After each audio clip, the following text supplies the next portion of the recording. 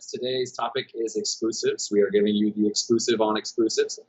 So what I'm going to be doing is discussing my point of view from a kind of console approach, and Cree is going to be going from a PC angle because when we say exclusives, they are actually quite different in the context of consoles versus in the context of PCs.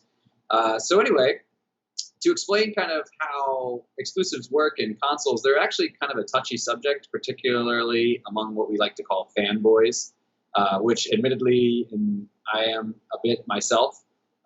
In all honesty, there have been times where I hear, oh, this game is coming for PlayStation, or back in the day, oh, this game is coming for Sega. And I'm like, oh, yes, super excited. And my friends on Nintendo or my friends on Xbox are like, oh, and I'm kind of internally laughing at them. So I'm definitely guilty of that, and vice versa, where they're getting a game and I'm like, oh no. But as I've grown older, I've definitely become much more sympathetic to my fellow gamers, and I definitely feel now that when I see a game that's an exclusive, I enjoy it, but I do kind of have a little bit of sadness inside where I'm like, oh, I wish somebody could share this. For example, when Horizon Zero Dawn came out, I talk about it all the time. And Korean's like, oh, that sounds so much fun. And I'm sitting there like, oh, I wish you could play, but you can't. So when they announced that it was coming for PC, I was actually very excited. I know some PlayStation people were probably like, no, but I was actually quite happy to hear that. So in the console sphere or environment, the purpose of an exclusive is basically to sell that console. So for example, PlayStation will make an exclusive game for PlayStation specifically to encourage people to buy their hardware. Now, obviously, you could probably actually make more money if you sold it on multiple platforms because then you're making more sales. If I sell to 100 PlayStation people and 100 Xbox people, that's 200 sales. So you could definitely make more money on the game itself by having a multi-platform game. However, by having an exclusive, that forces people to buy your system or suggests that they should buy your system. And then once they're already in your ecosystem, all the other games they're buying are also going to be for that system because that's what they already have. So the real purpose of exclusive here is to encourage people to buy the hardware. That's its primary purpose. Now, however, so usually what they do is they have their own studios. For example, Sucker Punch belongs to PlayStation. So Ghost of Tsushima is a PlayStation property. Other games like Horizon Zero Dawn or Gravity Rush are the same thing. Halo is owned by Microsoft. And back then, Microsoft basically owned Bungie. Well, Bungie left Microsoft, but because Microsoft owned the rights to Halo, Halo has never been released on anything except for PC. So usually they use their own studios, but sometimes they also will buy already created studios or established studios, which is what we saw last week with Microsoft buying Bethesda. Bethesda is a pretty big company. It has a reputation. So Microsoft knows if we buy Bethesda, we're not just buying the company and their games, we're also buying that reputation. So that's another way to do it. Now, this could be both good and bad. The pro side is this can mean a studio does not have to worry about financing. For example, when Bungie first created games, they created a game called Oni and Marathon, and then later on were bought out by Microsoft when they created Halo. And this can basically mean if you're funding yourself, basically each of your projects is going to be moving on and funding the next project. So you need to make sure that you're selling games really, really well. Now, if you belong to a bigger company like Microsoft, they're footing the bill, which gives you a lot more freedom into what you can do because you don't have to worry about financing. On the downside, though, this can often mean that you're not the one calling the shots. As we saw with, say, Bungie, after they left Microsoft, later on were bought out by Activision Blizzard, and Destiny came out, and there were a lot of complaints about things like microtransactions and that sort of thing. Most of those were not Bungie's decisions. Those were Activision's decisions telling Bungie, hey, you need to put this in your game. So you do lose a lot of artistic freedom when you do that. So that's a downside. So there's goods and bads.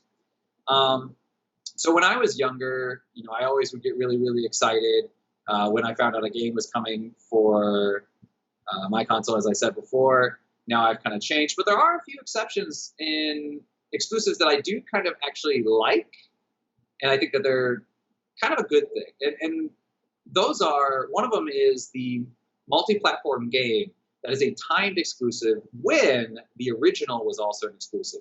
And an example of that would be Final Fantasy VII Remake. Now, Final Fantasy VII released on the original PlayStation back in 1997. Once they got to, I think it was around Final Fantasy 13, they went multi-platform. So you can start buying Final Fantasy games on the Xbox as well. So this expands their market. So going back, now they're doing Final Fantasy VII Remake. It is, again, a multi-platform game. So it will be on Xbox, but because the original Final Fantasy VII was on the PlayStation, they released it first on the PlayStation and gave them kind of this timed exclusive status. I think that's kind of a good way to kind of show appreciation to loyal fans of certain or loyal companies and that sort of thing. So I think that's really good. That being said, the Final Fantasy VII Remake exclusivity is a year long. So I think that's probably a little bit too long. I think they probably should have gone with a month, especially in this post-COVID world where everybody's at home. So, you know, what was the old statute of limitations on a spoiler? Like, what, a month? Now it's basically 2 weeks. So if you haven't played this game for a year, it's really hard to avoid spoilers for a year. So I think they probably should have shortened it, maybe a month, maybe 2 at most. But I think it was probably a bit too long. But I do like the thought. However, Final Fantasy 16, which is going to be a brand new game in the franchise, is also going to be PlayStation exclusive. That one I don't so much approve of because it has no history on PlayStation. It's just a new game, so I really think everybody should be able to enjoy it at the same time. The other thing that I think is good about exclusives is when they do console-specific kind of treats, I guess you could call them. So an example of this would be like Soul Calibur 3, which released on the PlayStation 2 and the Nintendo GameCube and the Xbox. And the game was identical for all 3 systems, with the exception of each console had its own character added into the game. So for instance, Nintendo had Link from The Legend of Zelda as a playable character. I think that's really cool that you can add something that has this Nintendo flavor, and it would make sense that you wouldn't be allowed to have Link on different consoles. So I think having that was kind of cool. You know, PlayStation got, I don't remember his name, I think it's Hihachi or whatever from Tekken. Xbox got Spawn, which didn't make a lot of sense. They should have gotten Master Chief. But I think that kind of idea is kind of a cool little nod to the console. And it's kind of fun. An example of how I think this is done really badly, though, would be Destiny, giving PlayStation users special weapons that are available to them and do not become available to PC or Xbox until much later, which at that point, usually they've had a couple expansions and those weapons aren't really viable. So it's kind of like, yeah, you can have it, but why would you want expansions and those weapons aren't really viable? I don't think Destiny's approach is the correct way to do it. However, I understand why they did it, and that's because PlayStation just threw a bunch of money at it. So, but there are definitely some advantages to console exclusives. So one of them is parity. Okay, one of the reasons that people would argue consoles over PCs are always more powerful, but consoles are always consistent in their power, which means that if I am playing on a PlayStation and you're playing on a PlayStation, there's not really this competition of my PlayStation's better than your PlayStation, which if you have that on PC, that's definitely a thing. I have a better graphics card. I have a better processor. I can process the game faster at a higher resolution, so I can see you from further away because I can see you more clearly. And I can see you faster because my frame rates are better. On consoles, you don't have that. So having an exclusive thing, because especially in this upcoming generation, Xbox and PlayStation are really going for different things. PlayStation is really going for those faster load times. Xbox is really going for those higher teraflops. So if we're loading into a game and I can load the game faster than you can, that might give me a slight advantage. So making that PlayStation only would make that fair. So I think that's a good thing. The other thing that I really like is when they take advantage of peripherals, okay? Nintendo is kind of the king of this. We've seen this with the Wiimote. We've seen this with the Switch fitness ring, okay? They take their controls and they're able to create a game that you just frankly couldn't do on another console. You couldn't take that fitness ring and put it on a PlayStation. It doesn't really work as well because the PlayStation controller doesn't come apart in the way a Switch controller does. So I think that's really great. Another example is Ghost of Tsushima on the PlayStation has good use of the D-pad, where depending on which direction you swipe, you effectively get 4 additional buttons, plus the D-pad itself, which is a 5th button. So you can do a lot of things like that, or a game like Okami, where you're drawing with the D-pad, or I demonstrated in Final Fantasy 14 where the D-pad can kind of act as a tracking pad on a laptop. And Xbox even has their own. They haven't done it in a while, but the Kinect on the Xbox 360 had voice recognition. So in a game like Skyrim, where part of your spells are basically shouting out words in the Draconic language, okay? So if you shout out, force in the Draconic language, it creates kind of a shockwave. They're basically shouting out functionality to the Connect words in the Draconic shouting at my screen, okay? So casting spells based on what I'm shouting out. So I don't have to use buttons. So I think exclusives that take advantage of what this system can do are also really, really great. There are some things that I really hate, though.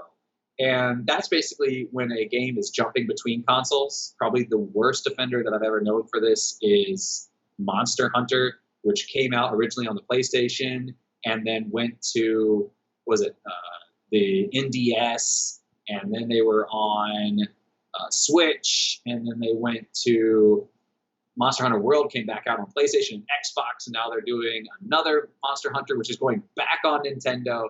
So I really don't like it when franchises do that, because if I like a franchise, I want to be able to enjoy everything on it. Kingdom Hearts is another thing like this, where the original two were on PlayStation 2, and then they jumped over to Nintendo. So all the PlayStation fans are now missing a good chunk of the story. All the Nintendo fans are missing the whole beginning of the story. The only way to get the whole story is to buy both consoles. So I don't really like that.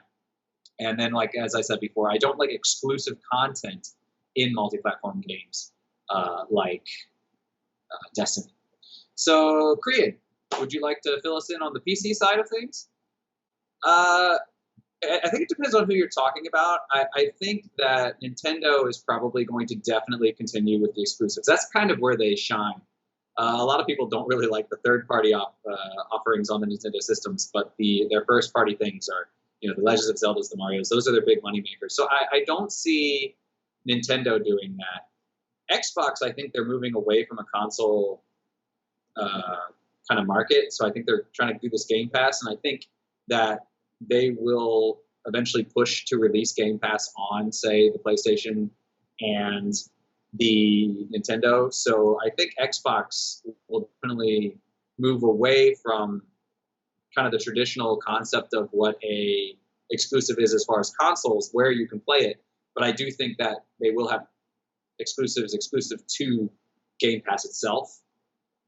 And as far as PlayStation, it's really hard to say, because I would normally want to say they'd be like Nintendo and they'd want to keep their stuff proprietary. But with Horizon Zero Dawn, and there's rumors of Bloodborne going to PC, I don't know if they'll go release on other consoles, but I do think they're going to start releasing more on PC. So I do think that they're going to kind of move away from that model.